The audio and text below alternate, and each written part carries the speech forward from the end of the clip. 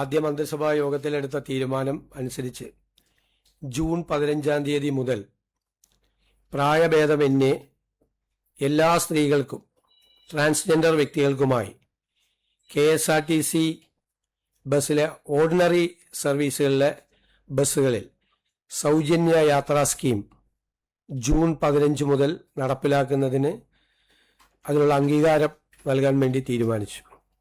ഇന്ദിരാ ഗ്യാരണ്ടിയിലുള്ള ഈ പദ്ധതി പ്രിയദർശിനി എന്ന പേരിലായിരിക്കും അറിയപ്പെടുന്നത്.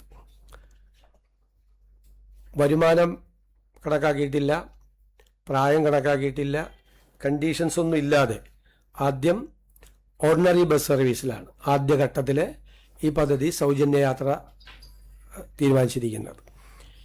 ഇത് സർക്കാരിന് ഒരു മാസം 65-70 കോടിയോളം ബാധ്യത വരും. 800 കോടി രൂപയിലധികം ഒരു വർഷത്തിൽ KSRTCക്ക് അതിൻ്റെ വരുമാനക്കുറവ് വരും. ആ പണം സർക്കാർ KSRTCക്ക് നൽകും.